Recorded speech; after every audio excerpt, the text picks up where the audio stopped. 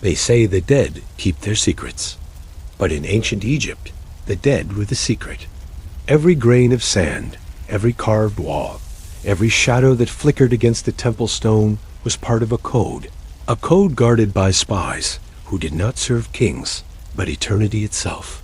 Before we go deeper, tell me, where are you watching from?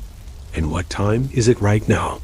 Drop it below, and while you're at it, make sure to like, share, and subscribe, because what you're about to uncover was never meant for the living. Now, listen closely. Beneath the brilliance of Egypt's golden age, beneath the statues in the sunlight, there moved another world, silent, coded, and invisible. A network of priests, tomb guards, and scribes sworn to protect not treasures, but truths, knowledge so forbidden that even speaking it could bring the curse of the gods. They were the Pharaohs' afterlife spies. Their mission, to ensure the dead stayed dead, and the secrets of immortality never escaped the tomb. It began not in the sands, but in silence, inside a hidden chamber known as the Per-Ankh, the Hails of Life. There was no library. It was a vault of knowledge, a classified archive where only the highest scribes could enter. The walls here breathed with words of power. Lines of hieroglyphs weren't mere writing, they were encryption. Every priest who entered the House of Life had sworn an oath, not to the Pharaoh, not to any living soul, but to Mat, the divine law of truth, balance, and order. Breaking that oath meant more than death. It meant erasure, body, name, memory, wiped from every record, every carving, every tomb. In Egyptian belief, that was worse than dying. It was becoming nothing. And so, secrecy wasn't policy. It was survival. The scribes who recorded the Book of the Dead, those long scrolls of hieroglyphs buried beside the elite, weren't authors. They were code makers. Each spell, each symbol, was written in layers of meaning. To the uninitiated, they were stories of gods and rivers and gates. But to the trained eye, they were coordinates, maps of the soul, formulas of resurrection, codes of immortality. The pharaohs paid fortunes for these codes. The spies protected them with their lives. The first of these hidden agents came from a brotherhood within the priesthood, a group later called the Keepers of the West. Their duty was simple in name, but impossible in scope. Guard the necropolis, the city of the dead, and ensure no secret escaped it. But the necropolis wasn't just a cemetery. It was a military zone of silence. The Medjay, Egypt's elite desert enforcers, patrolled the tombs day and night. They weren't ordinary guards. Many were trained in surveillance, infiltration, and coded communication. Archaeologists have found symbols etched discreetly in their barracks and tunnels, marks that scholars still can't translate. Some believe they were inventory signs. Others suspect something else. A spy cipher, tracking who entered, who left, and who might be leaking knowledge from within. The Medjay answered only to the pharaoh's vizier. They could vanish into the desert for weeks, return without a word, and report directly in whispers.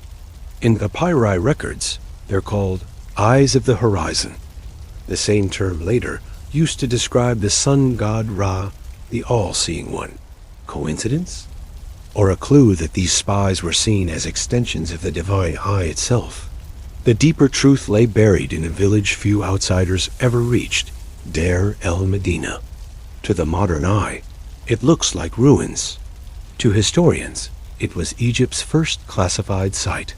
Here lived the tomb builders, the artists, stonecutters, and artisans who created the pharaoh's eternal homes. They were paid in food and goods, not gold. Their letters were censored. Their movements are monitored. And their families lived behind walls that isolated them from the rest of Egypt. Sound familiar? It should. Deir el-Medina wasn't just a workforce. It was an intelligence compound. Every chisel stroke, every painted glyph, carried a secret known only to a handful of men.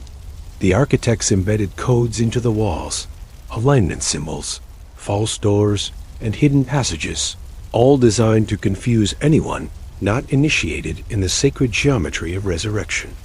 And when a worker betrayed the code, he vanished. Archaeologists have found letters from wives begging for their missing husbands, never answered. Their names scratched out from stone.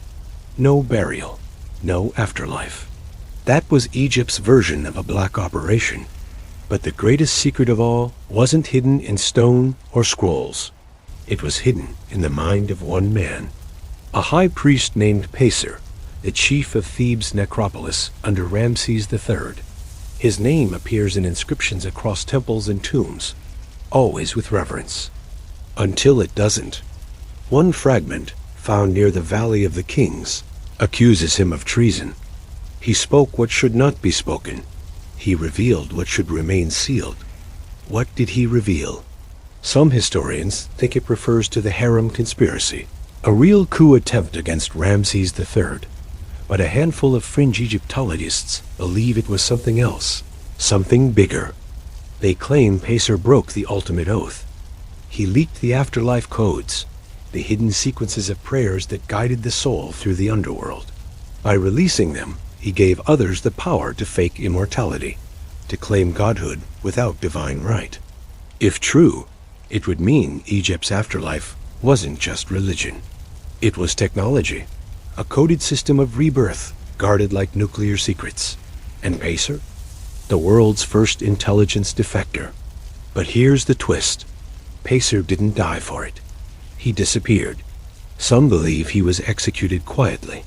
Others whisper he was sent into the desert with a small group of loyal scribes to establish a new brotherhood, one that would guard the real code, away from temples and kings. A group that became legend among later Egyptian sects, the Eyes of Osiris. They were said to communicate through funerary art, embedding messages in the eyes of painted coffins, in the angles of hieroglyphs, in the positioning of amulets over the dead. Every tomb, they said, was a message. Every burial, a cipher. And their code? Still unsolved. Even today, Egyptologists find mirrored texts, reversed symbols, hieroglyphs that seem intentionally wrong. To the untrained eye, they're mistakes. But to those who study intelligence methods, they're encryption.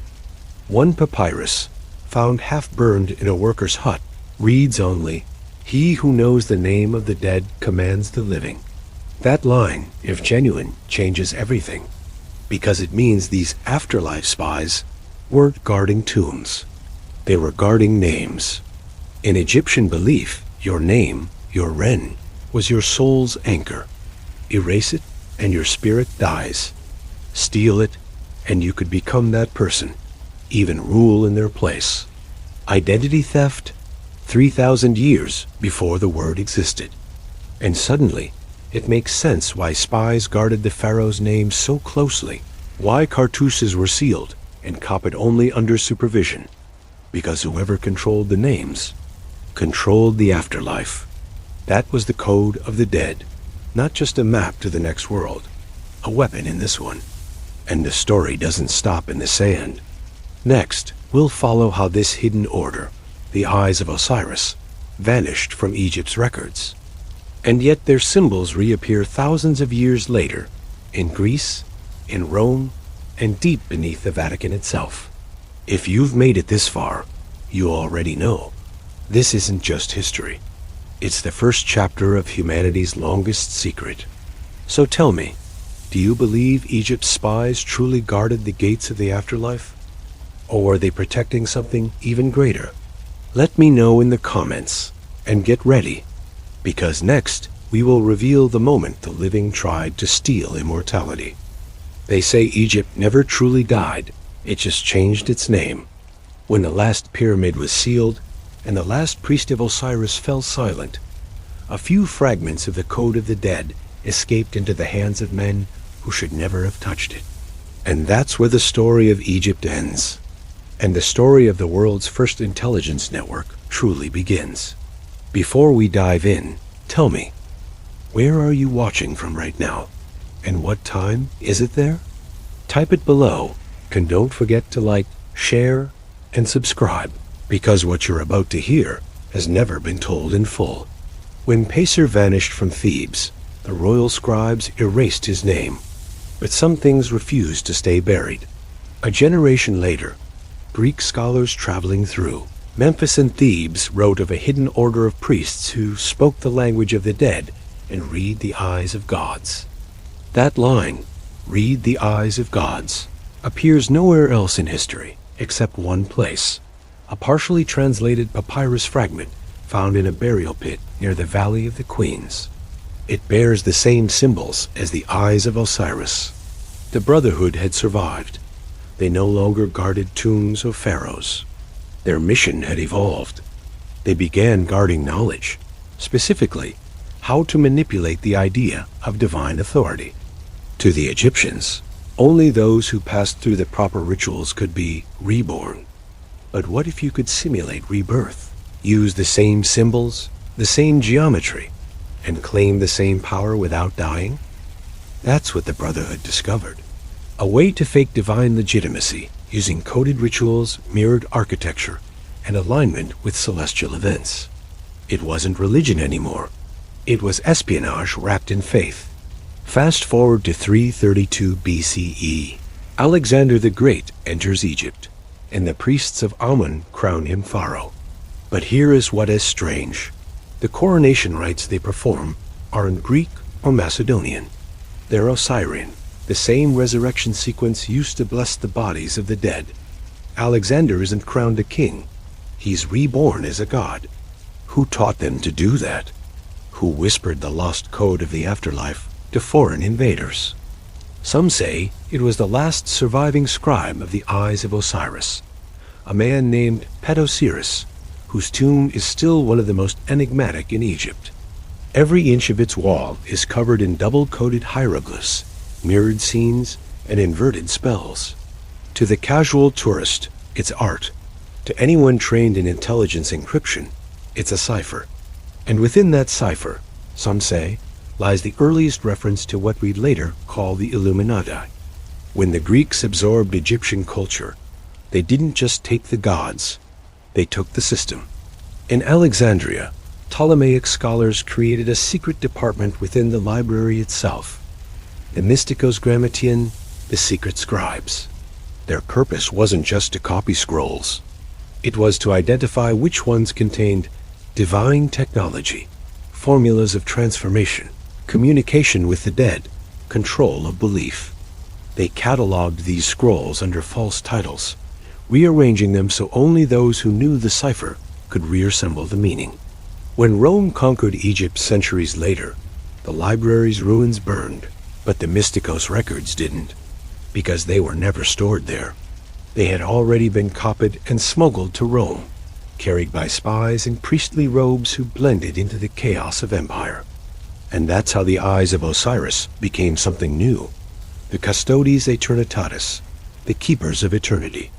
In Rome, their influence was quiet, almost invisible. They embedded themselves among the augurs, the priests who read omens and advised emperors. They didn't just predict events, they manipulated them. Whispers in the Senate before a battle, dreams interpreted to justify a conquest. A comet rebranded as a divine sign of power. It wasn't random. It was information warfare, 2,000 years before the term existed. And when Rome began to turn Christian, the Custodes adapted again. They buried the last fragments of Egyptian code beneath layers of theology. Every ritual, every relic, every resurrection story mirrored an older Egyptian formula. The names changed. The code remained. By the time Christianity spread through Europe, most people had forgotten where those symbols came from. But a few hadn't. The Eyes of Osiris had now become something else. The Order of the Living Light, a group of scholars within early monasteries who secretly preserved the Egyptian cipher under the guise of sacred geometry. They used it to design cathedrals aligned perfectly with solstices and constellations, as if recreating the afterlife map of the pyramids, but in stone and light. Even now, Historians can't explain why so many cathedrals share identical proportions to Egyptian temples. Coincidence? Or continuation? Centuries later, when Vatican archives were established, secret correspondences from the early popes referenced the Keepers of the Eye, a nameless order that advised the Church on symbolic interpretation and divine imagery. Most dismissed it as a metaphor, but in 1978, during a restricted restoration of the Vatican necropolis, workers uncovered a mural beneath layers of plaster. It depicted an Egyptian-style eye, flanked by Latin text that read, Custodes Oculi, Keepers of the Eye. Carbon dating placed it around the 3rd century, right when Christianity was consolidating power.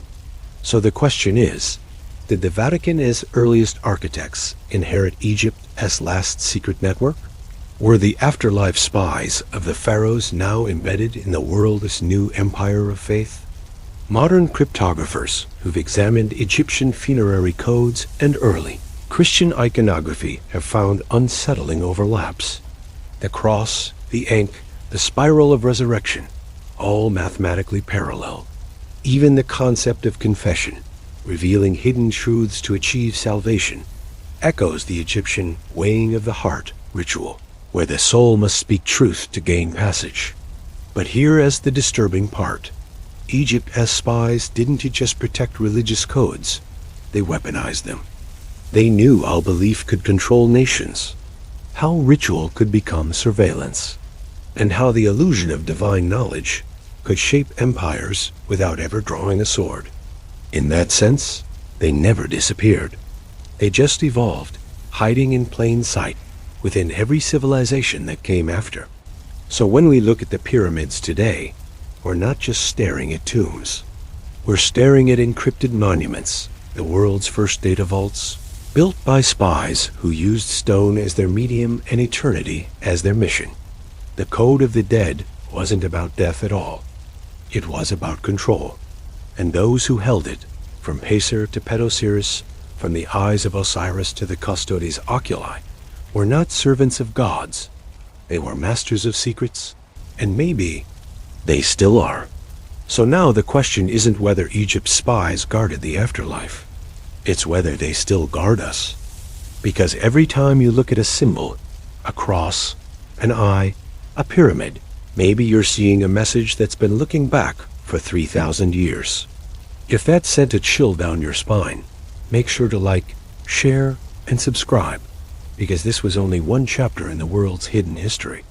And the next story will take us even deeper into the ancient network that connected empires through invisible eyes and whispered codes.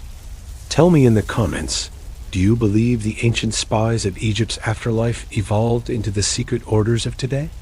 Or are they still guarding the names of the dead from beneath the Vatican itself?